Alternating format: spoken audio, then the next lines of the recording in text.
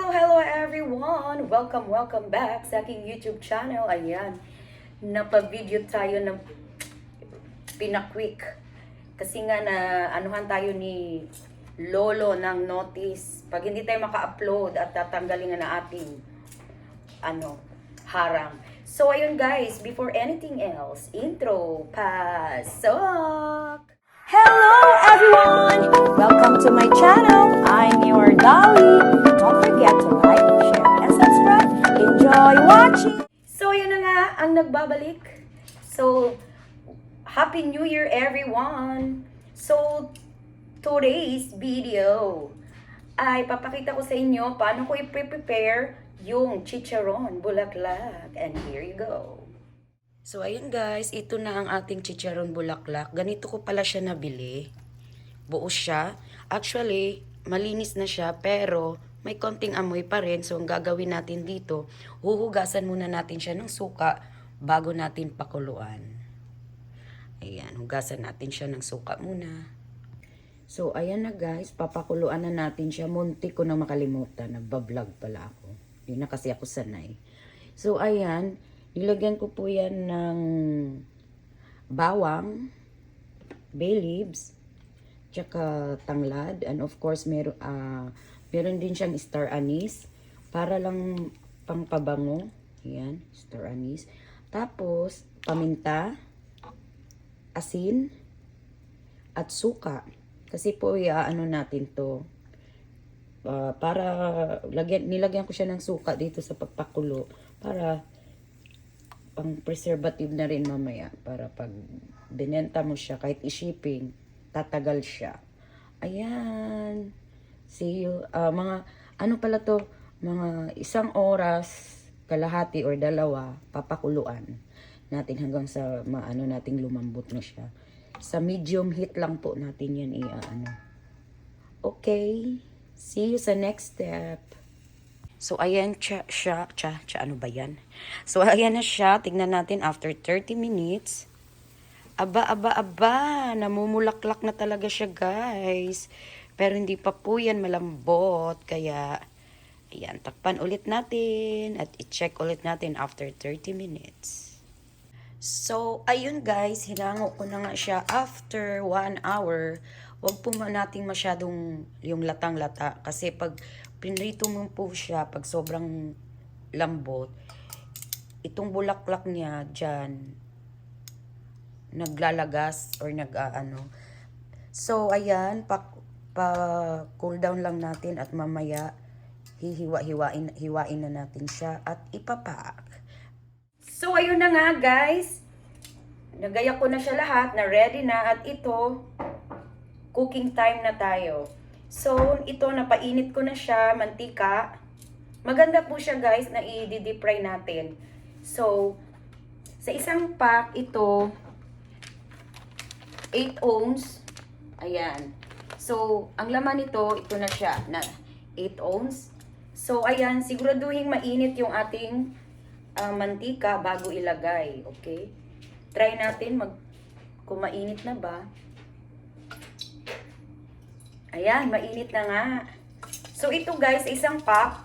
Ready to cook na to ha. Sa mga gustong bumili dyan. Ayun.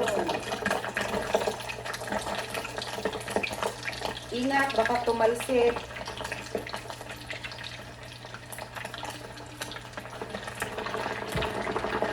Sana wag naman.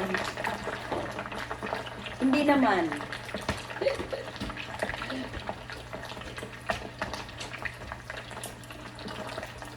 At wag naman sana.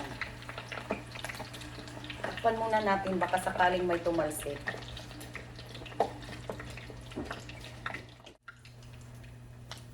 So, ayan guys, ang ginagawa ko po dito, para ma-achieve natin yung, ang ginagawa ko po dito, dino-double fry ko. Para mas maganda siyang tingnan.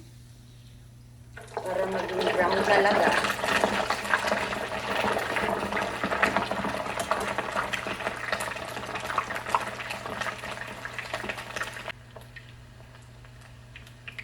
So, anuhin nyo lang na mainit talaga yung mantika nyo. Basta mainit siya paglagay.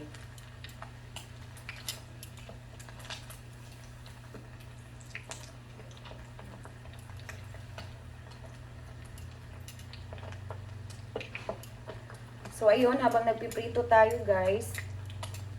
Ito nga pala, yung isang pack. Ayan, yung isang pack. Ito po ay, grabe, ang hirap bilhin itong chicharong bulaklak na to. Tsaka laging sold out. Kaya this time, ngayon po, konti lang po talaga yung stock din natin. So, binigay ko po siya sa mga last year pa nag-order. So, yung mga bagong nag-order, hintay-hintay lang po kayo hanggang i-PM ko kayo kung kailan ulit siya available.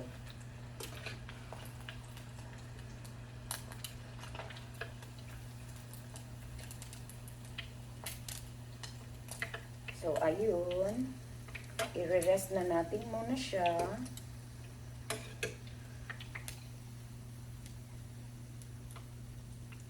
I-rest po muna natin siya. Palamigin itong itong dalawang to. Malamig na to eh. So, sa isang pack pala guys, depende sa 3, 4, depende sa laki. Kasi magbe-base tayo sa timbang. 8 ounce po ang isang pack. So, I think nasa $8. $8 po siya per pack.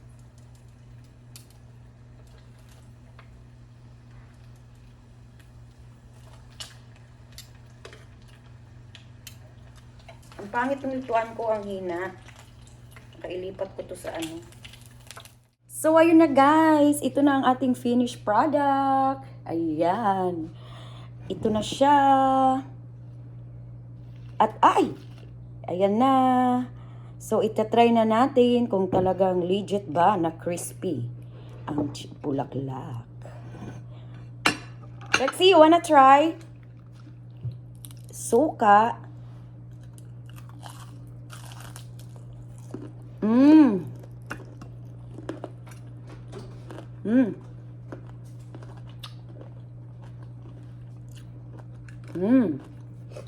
Harap. Oh, you're big. No, it's big.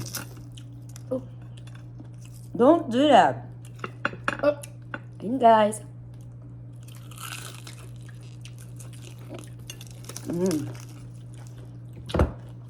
Get the rice. Harap, guys. At saka sa ginawa kong process na pagpapakulo nito, talagang nakakatulong kasi walang kalangsa-langsa. So, mamaya, tatagay tayo. So, ayun guys. Hope you enjoy this video.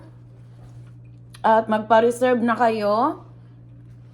Ayan, para sa next batch, matabihan ko kayo. So, thank you for watching. Wala palang rice. No, there's no rice.